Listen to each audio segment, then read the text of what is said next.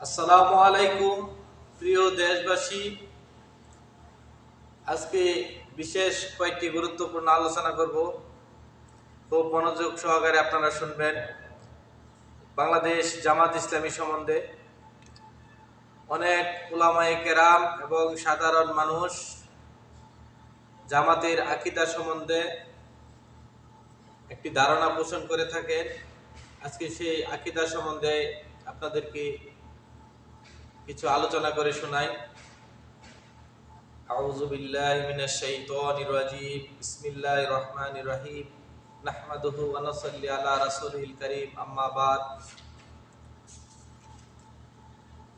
জামাত ইসলামের গঠনতন্ত্র বই, জামাত ইসলামের আকীদা, এখান থেকে আপনাদেরকে পড়ে শোনাইতেছি।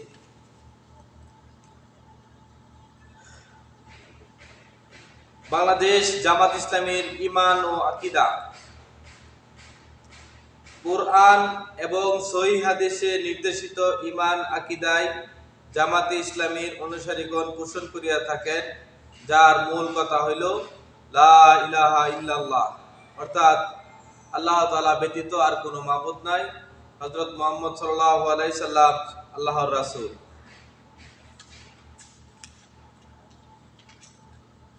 জামাত ইসলামীর উদ্দেশ্য এবং লক্ষ্য। বাংলাদেশে নিয়মতান্ত্রিক ও গণতান্ত্রিক পদ্ধতিতে ন্যায় ও ইনসাফ ভিত্তিক সমাজ প্রতিষ্ঠা করা এবং আল্লাহ তাআলার সন্তুষ্টি অর্জন। বাংলাদেশ জামাত ইসলামের স্থায়ী কর্মপদ্ধতি। কোনো বিষয়ে সিদ্ধান্ত গ্রহণ কিংবা কোনো কর্মপন্থা গ্রহণের সময় জামাত সংশ্লিষ্ট বিষয়ে শুধুমাত্র আল্লাহ তাআলা ও তাহার রাসূল সাল্লাল্লাহু আলাইহি সাল্লামের নির্দেশ ও বিধানের প্রতি গুরুত্ব প্রদান করিয়া থাকে।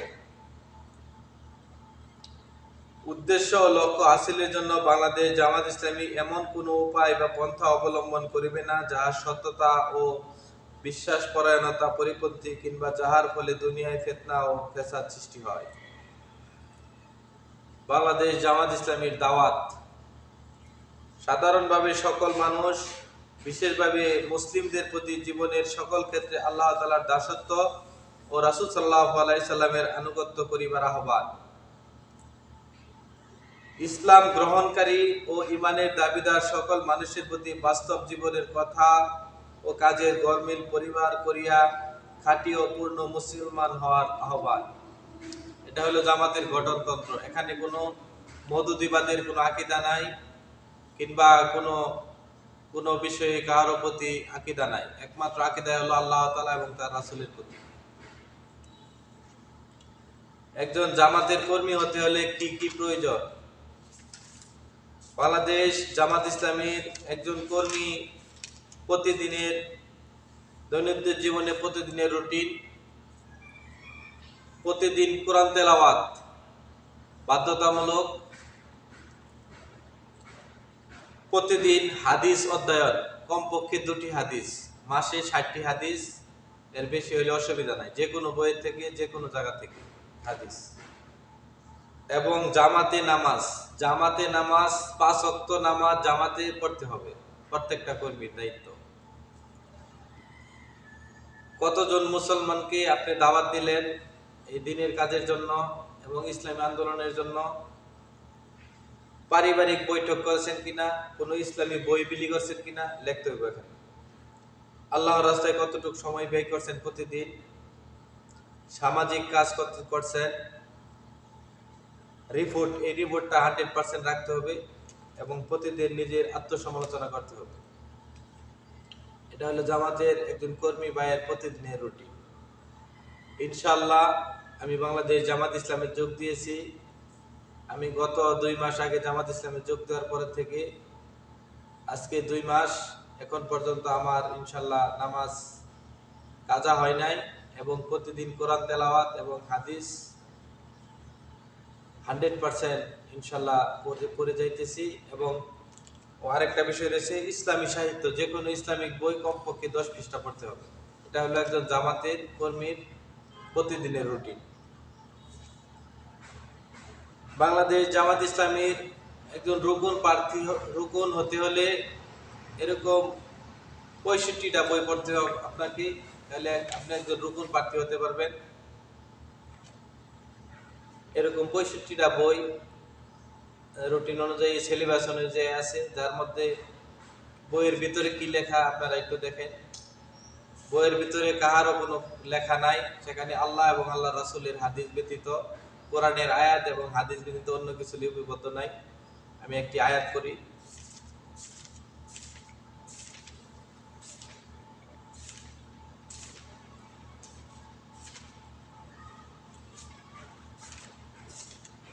আউযু বিল্লাহি মিনাশ শাইতানির রাজীম। বিসমিল্লাহির রহমানির রহিম। আল্লাহ তাআলা পবিত্র কোরআনে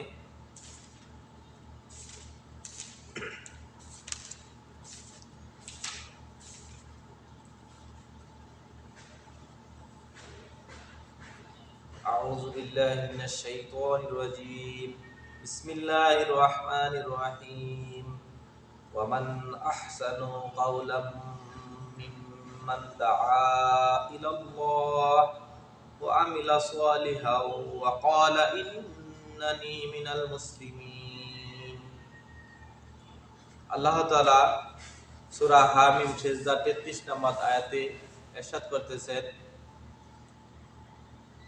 তার কথার চাইতে আর কার কথা উত্তম হতে পারে, যে মানুষকে আল্লাহর দিকে ডাকে, নেক আমল করে এবং ঘোষণা করে আমি মুসলমানদের অন্তর্ভুক্ত। এই কিতাবে, এই বইয়ে এইগুলা লেখা কোরআন হাদিসের আয়াত। রাসূল সাল্লাল্লাহু আলাইহি সাল্লামের হাদিস, আন আব্দুল্লাহ ইবনে উমর রাদিয়াল্লাহু আনহু قال قال رسول الله صلى الله عليه وسلم بلغوا عني ولو آية।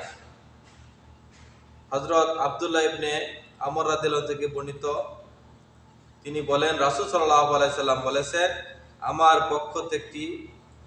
পক্ষ থেকে একটি আয়াত জানলেও তা অপর ভাইয়ের কাছে পৌঁছে দাও। বুখারী শরীফের হাদিস। আন আনাস রাদিয়াল্লাহু আনহু قال قال رسول الله صلى الله عليه وسلم ইয়াশিরু ওয়ালা তুআশিরু বাশশিরু ওয়ালা তুনাফফিরু। হযরত আনাস রাদিয়াল্লাহু আনহু থেকে বর্ণিত, তিনি বলেন রাসূল সাল্লাল্লাহু আলাইহি সাল্লাম বলেছেন, তোমরা দ্বীনের দাওয়াত সহজ করো, কঠিন করো না, সুসংবাদ দাও, বীতশস্ত্র করো না। বুখারী এবং মুসলিম শরীফের হাদিস।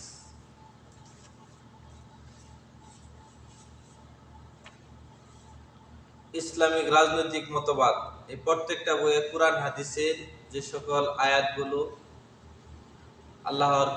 আল্লাহর দ্বীনের পথে মানুষকে বেশি বেশি আহ্বান করেছে, যেখানে হজ, যাকাত, নামাজ, রোজা ইত্যাদি ব্যাপারে মানুষকে উৎসাহিত করা হয়েছে, এবং যে সকল আয়াত জিহাদি তামান্না, মানুষের অন্তরে দান, সদকা এবং ইসলামী আন্দোলনের পথে আল্লাহর রাস্তায় শহীদ হওয়া, সেই আয়াতগুলো এখানে সংকলন করা। এই কিতাবগুলোর মধ্যে শুধু এটাই। প্রিয় দেশবাসী, আপনারা যাচাই বাছাই করে জামাতের বিরুদ্ধে কথা বলবেন। বাংলাদেশ জামাত ইসলামী কোনো মন গড়া দল নয়, একমাত্র আল্লাহকে রাজি খুশি করার জন্যই বাংলাদেশ জামাত ইসলামী নামাজ কাজা দেয় না, কাজাও করে না। এবং বাংলাদেশ জামাত ইসলামীর প্রত্যেকটা কর্মী ভাইয়ের লক্ষ্য হলো আল্লাহ দুনিয়ার বুকে আল্লাহর দ্বীনকে, আল্লাহর আইনকে বাস্তবায়ন করা এবং ইসলামী রাষ্ট্র গঠন করা, একটি কল্যাণ গঠন করা। এইটাই হলো বাংলাদেশ ইসলামীর মূল লক্ষ্য এবং উদ্দেশ্য। প্রিয় ভাই ও বন্ধুগণ, আজকে যারা আমরা জামাত ইসলামের বিরোধিতা করতেছি, তাদেরকে শুধু বলতে চাই, আপনারা জামাতের একজন শিবিরের ছেলে কি করে, একজন জামাতের কর্মী কি করে, আপনারা একটু দেখেন, তার কাছে একটু সময় দেন। আপনার বাংলাদেশ জামাত ইসলামী আসতে হবে না, আপনি যে কোনো ইসলামী রাজনীতি করেন, অসুবিধা নাই। আপনি যে কোনো রাজনীতি করতে পারেন। আমাদের দেশে অনেক রাজনীতি আছে, বাংলাদেশ জামাত ইসলামী, বাংলাদেশ জাতীয়তাবাদী দল বিএনপি, বাংলাদেশ আওয়ামী লীগ, জাতীয় পার্টি, আপনি যে সকল রাজনীতি করেন না কেন, আমাদের মূল লক্ষ্য হলো পরকাল। অতএব আমরা যদি পরকালের চিন্তা না করি, আমরা যদি ইসলামী খেলাফতের চিন্তা না করি, আল্লাহ তাআলা যে আমাদেরকে সৃষ্টি করেছেন শুধু খাইলাম আর ঘুমাইলাম এই জন্য আল্লাহ তাআলা আমাদেরকে সৃষ্টি করেন নাই। আমাদেরকে আশরাফুল মাখলুকাত হিসেবে সৃষ্টি করেছেন। আমাদেরকে আল্লাহ তাআলা পবিত্র কোরআনে ঘোষণা করেছেন, তোমাদেরকে উত্তম জাতি হিসেবে সৃষ্টি করেছি, কেননা তোমরা সৎ কাজের আদেশ করবে, অসৎ কাজের নিষেধ করবে। বায়ুদুস্থ বুজুর্গ, আমরা যে দুনিয়াতে আমাদের বিভিন্ন ফিতনা ফাসাদ, আমাদের দেশে দুর্নীতি, চাঁদাবাজ, লুটতরাজ, দর্শন, খুন, বিভিন্ন রাহাজারিতে মানুষ লিপ্ত। যদি ইসলামী রাষ্ট্র কায়েম হয় তাহলে এগুলো ইনশাল্লাহ থাকবে না। অতএব বাংলাদেশের জনগণ, আপামর সাধারণ জনগণকে বলতে চাই, একটিবার বাংলাদেশের রাষ্ট্র ক্ষমতায় ইসলামকে বসিয়ে দেখেন, ইনশাল্লাহ আল্লাহ তাআলা এখানে কল্যাণ দান করবেন। এবং প্রত্যেকটা ভাইয়েরই দিলের ভিতরে এই আকাঙ্ক্ষা থাকতে হবে, আপনি যে দলই করেন না কেন, আমাদের দিলে এই আকাঙ্ক্ষা থাকতে হবে যে আল্লাহ তাআলা আমাদের দেশকে যেন একটি ইসলামী ইসলামী খেলাফত দান করেন। এই আকাঙ্ক্ষা দিলের ভিতরে হবে। ভাই, আজকে আকীদাগত কোনো দল ভুলের ঊর্ধ্বে নয়, সকল মানুষই ভুলের ভিতরে রয়েছে। এক নবী রাসূলগণ ব্যতীত সকল মানুষই ভুলের ভিতরে আছে। অতএব ভুল ত্রুটি থাকতেই পারে।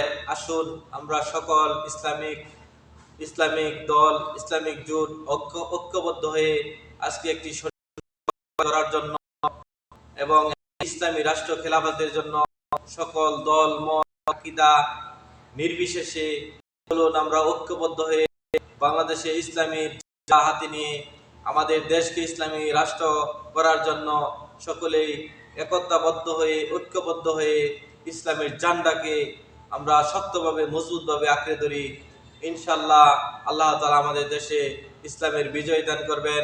আল্লাহ তাআলা আমাদের দেশকে ইসলামী রাষ্ট্র হিসাবে কবুল করবেন। এই জন্য আমরা সকলেই প্রচেষ্টা থাকবে। আজকে ভেদাভেদ ভুলে গিয়ে চলুন আমরা একটি সুন্দর স্বনির্ভর আধিপত্যবাদকে রুখে দেওয়ার জন্য আমরা সকলে ঐক্যবদ্ধ হয়ে একটি সোনার বাংলা গড়ে তুলব ইনশাআল্লাহ।